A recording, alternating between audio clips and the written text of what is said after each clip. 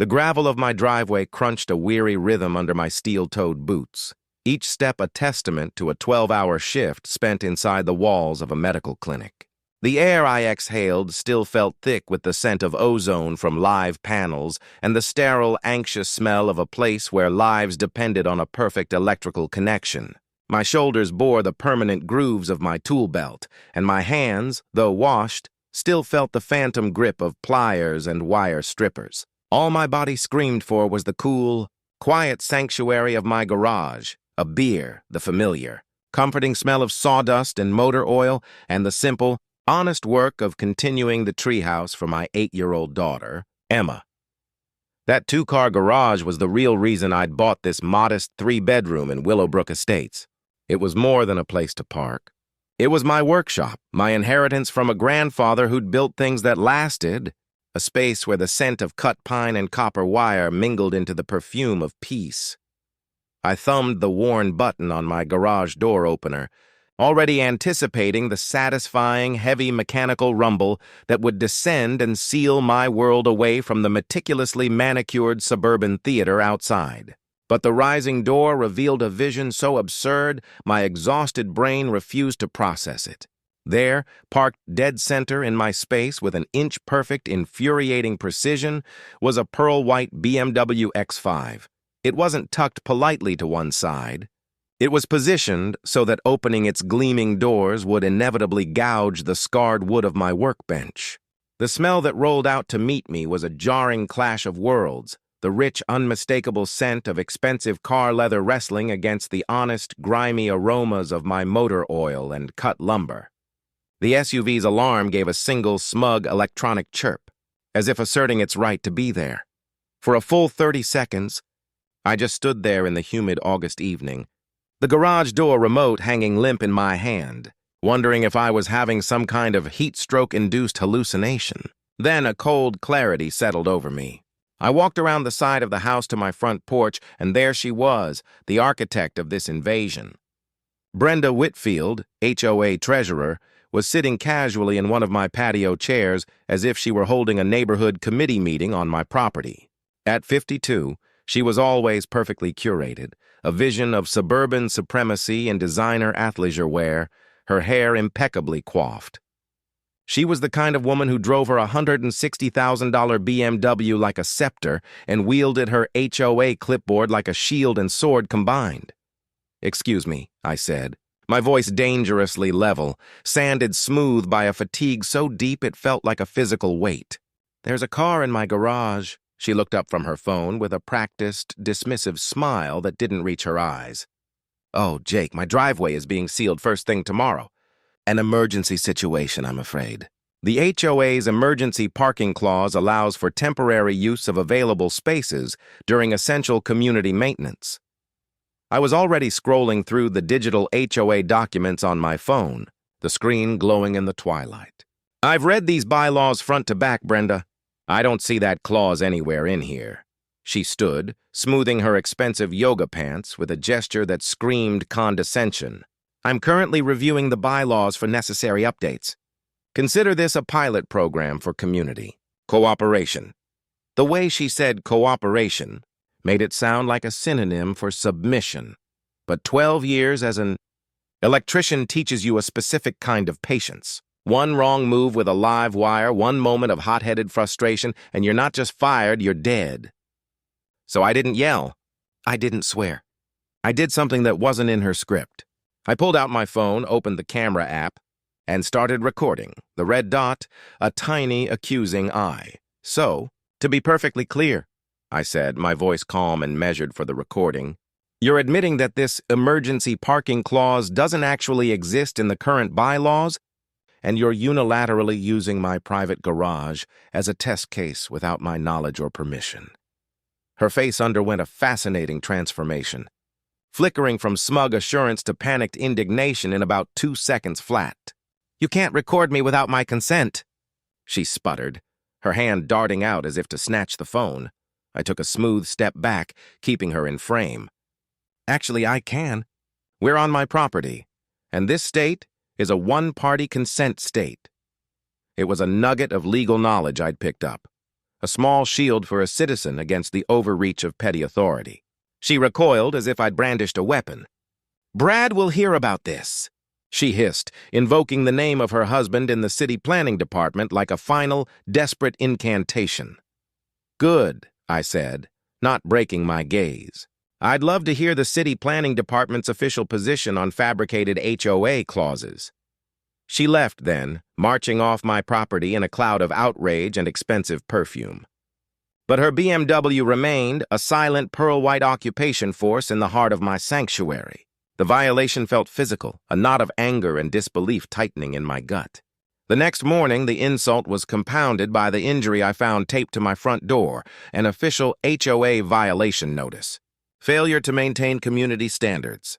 Garage left open overnight, creating visual blight. Fine, $75 escalating to $200 if not resolved within 48 hours. Paperclipped to it was a handwritten note on monogrammed stationery. "Maybe next time you'll be more cooperative." The sheer breathtaking audacity of it left me speechless. I called my old college roommate Derek, now a sharp real estate attorney whose cynicism was matched only by his competence. He actually laughed, a dry, crackling sound over the phone after I read him the notice. "Jake, she just handed you a gift. She's literally fining you for the violation she caused by trespassing. That's not just poor judgment. That's documented evidence of harassment and abuse of authority. Keep that note. Frame it." My next move was research. On my lunch break, I drove to the county courthouse, a building that smelled of decades-old paper, industrial floor wax, and institutional coffee. I spent an hour in the records room, my fingers growing dusty as I dug through the HOA's original incorporation papers and the property plats for Willowbrook Estates. What I found buried in the bureaucratic language made a slow, grim smile spread across my face. The property boundaries the HOA was so zealously enforcing were based on an outdated preliminary survey from the initial development phase. My own property deed, the ultimate, unimpeachable legal authority for what I owned, told a different story. It showed my lot extended a full 18 inches further toward the street than the HOA's map indicated. My garage, the epicenter of this conflict, was completely, unquestionably situated on my own private property. But Brenda, it seemed, was just warming up. By Friday, her BMW had been joined by a sleek, black Mercedes-Benz, the two luxury vehicles squatting in my garage like glossy, overpriced parasites, taking up every inch of space where my tools and projects belonged. I found my heavy-duty electrical supply cabinet, which held over $3,000 worth of specialized equipment, shoved unceremoniously against the back wall.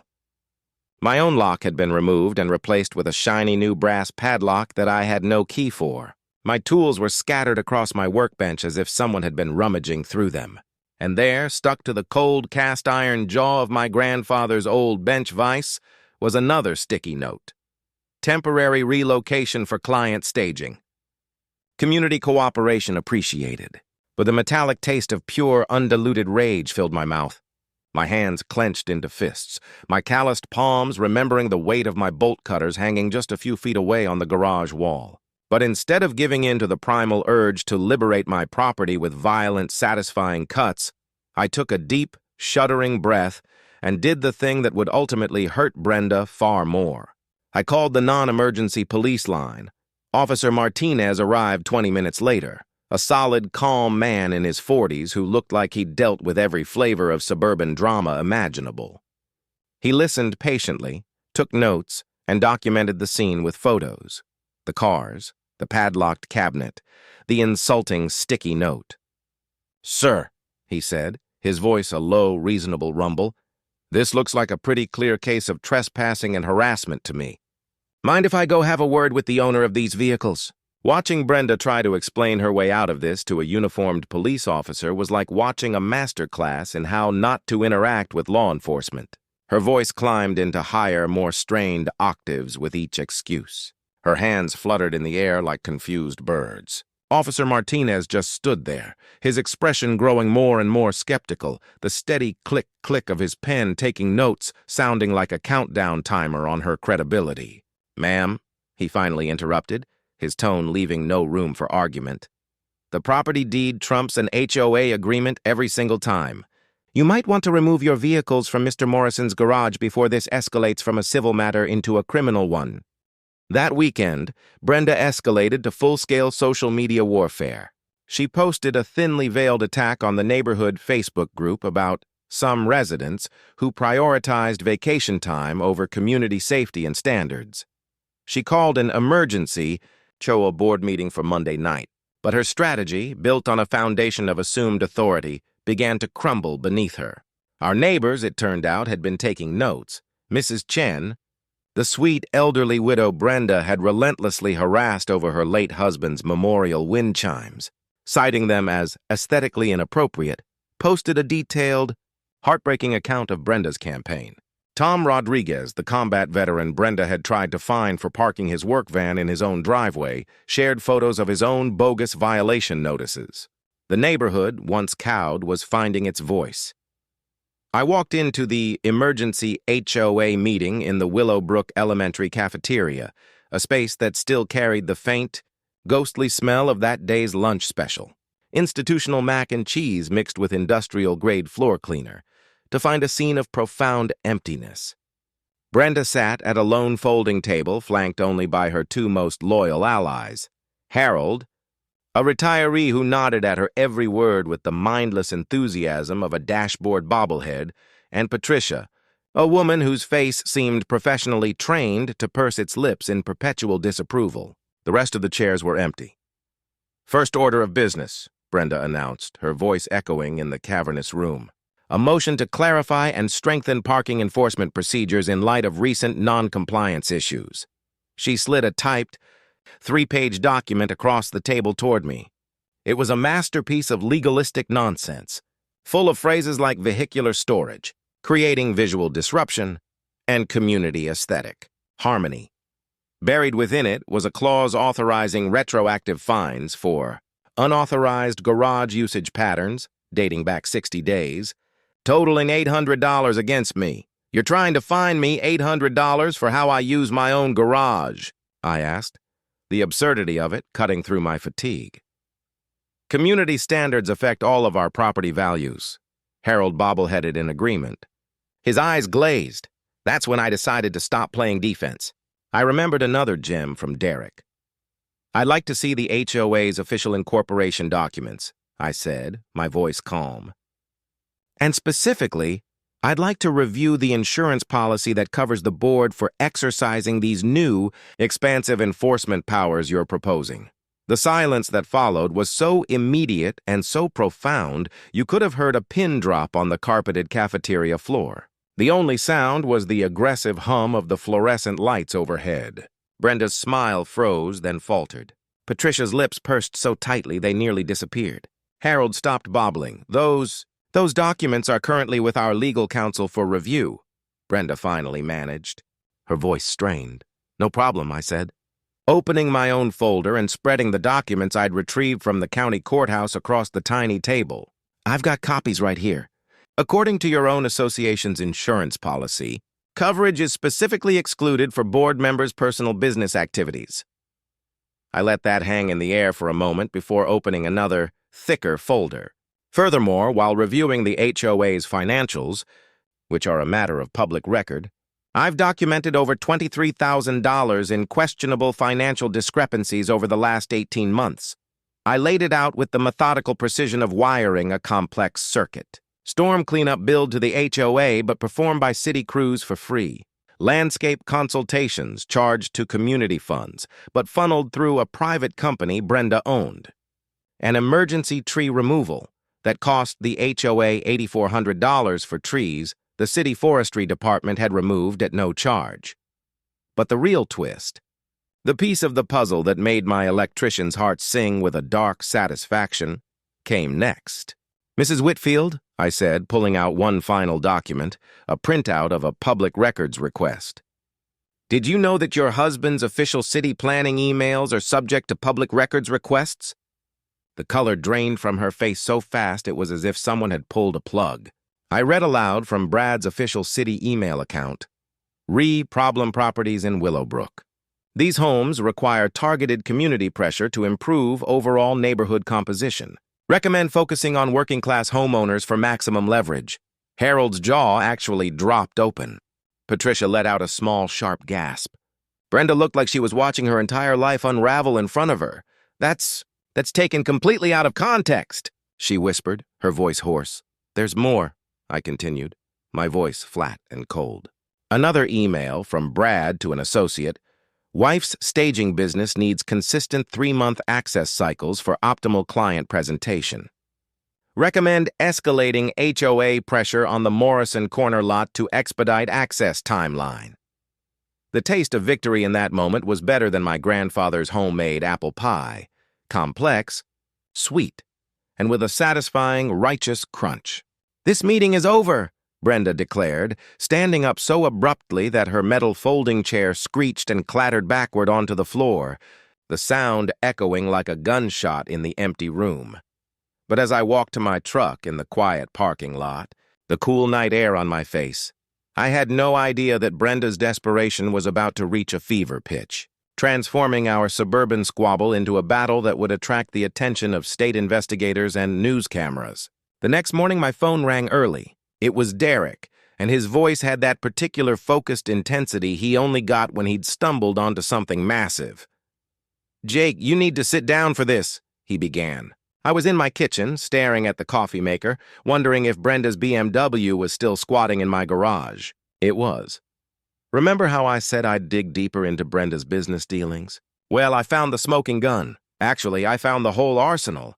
He'd spent the night running Brenda's real estate license through state databases and cross-referencing HOA financial activities with public records. What he'd uncovered made my electrical code violations look like parking tickets. First, Brenda's real estate license had 2 pending formal complaints for misrepresentation, both from elderly clients who claimed she'd manipulated them into selling their homes below market value. Second, her property records showed she was financially underwater, owing a staggering $180,000 more on her mortgage than her McMansion was currently worth. She was drowning in debt.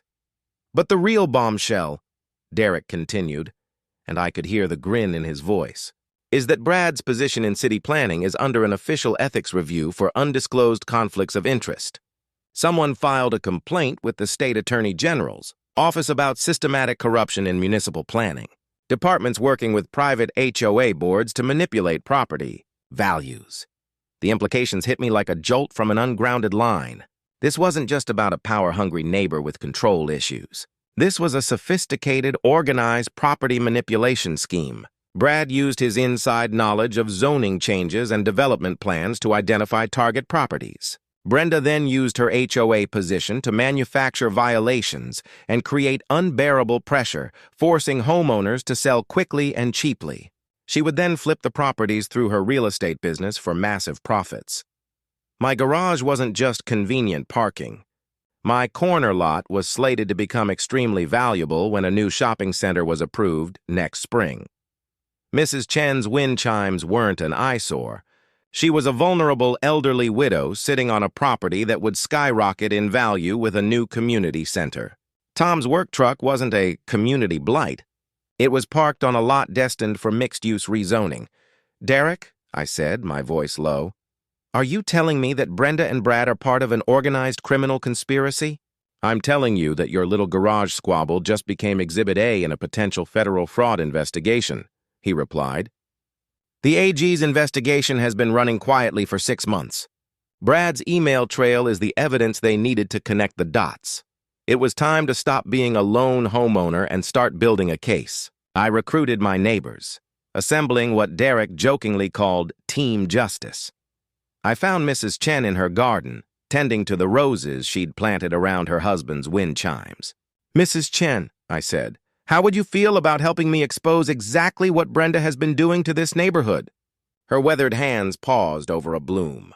"Jake," she said, a steely glint in her eye, "I've been keeping records since the day that woman first showed up with her clipboard. I was hoping someone would eventually ask." She returned from her house with a shoebox full of meticulously dated and notated documents, a history of harassment written in violation notices and handwritten logs. Tom Rodriguez was next, found under the hood of his work truck. "Tom, I need someone with your kind of practical expertise," I said. He looked up, wiping his hands on an oil-stained rag. You mean someone who knows how to document things without being seen? He grinned. Brother, I've been waiting for this conversation. It turned out Tom's background in military intelligence had him already mapping Brenda's patrol patterns, recording her violation schedule and documenting her every move with the quiet efficiency of a seasoned operative. Sarah Mitchell, the neighborhood's third-grade teacher and Facebook group admin, joined with her laptop and organizational skills that would shame a corporate executive. I've been running the neighborhood page like an intelligence operation, she said, pulling up color-coded spreadsheets of every complaint, every suspicious HOA activity, every pattern of harassment. Derek's masterstroke was his final suggestion. We're going to use your vacation time, he said. I stared at the phone, bewildered. Think about it, he explained. Narcissistic personalities like Brenda need a target. They need to feel in control. What happens if you, her primary target, just disappear for a couple of weeks? She'll have to turn her attention elsewhere, and without you there to react to, she'll show her true colors to everyone. The plan was elegantly simple. I would take Emma camping in Yellowstone, completely off the grid. Tom would house sit and document everything. Mrs. Chen would coordinate the neighbors. Sarah would monitor the digital front. We would let Brenda's own desperation become our best evidence. The updates from Tom, sent via my satellite communicator while Emma and I were deep in the wilderness, were a chronicle of a meltdown. Day 1. Brenda tried to break into my garage at dawn with a crowbar. Day 2. She called a locksmith claiming an emergency HOA inspection for electrical hazards. The locksmith took one look at her story and left. Day 3. She brought a city electrical inspector, Frank Morrison, claiming I had dangerous wiring. Frank, an inspector I'd worked with for years, asked for her electrical license number when she claimed expertise. He left, telling Tom that filing a false electrical emergency report was a misdemeanor. Then the escalation. Jake, she tried to bribe me, Tom reported, his voice a mix of disgust and amusement. $500 cash just to let her into your garage for 1 hour. I got it all on audio.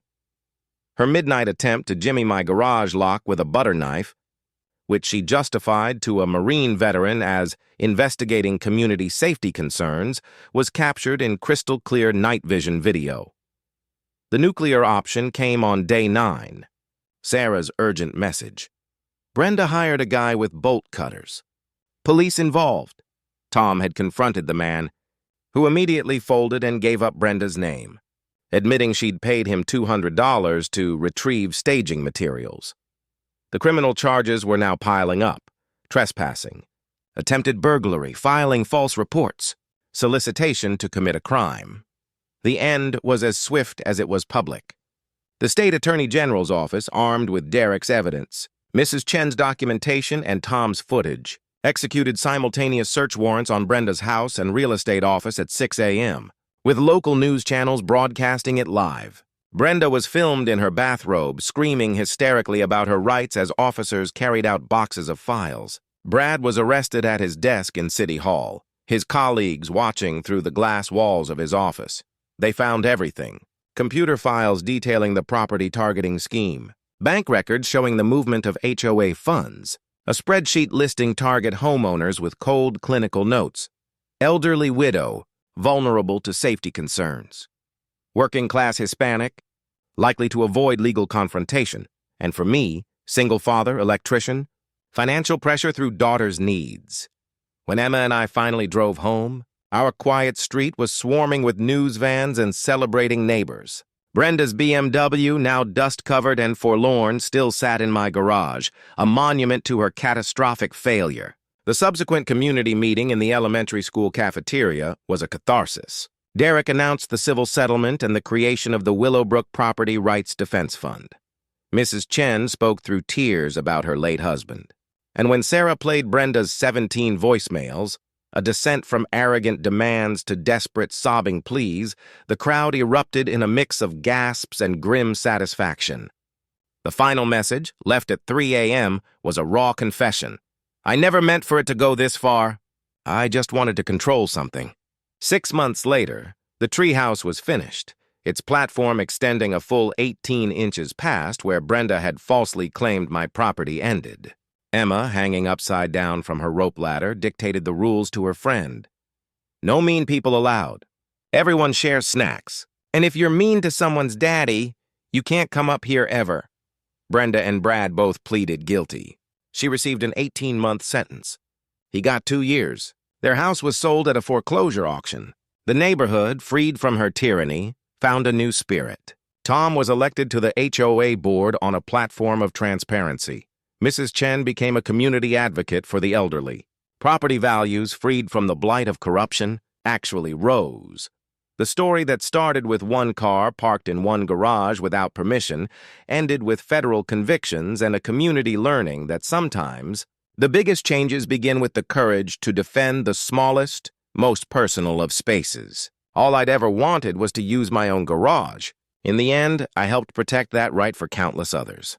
And as Emma's treehouse rules wisely state, no mean people allowed.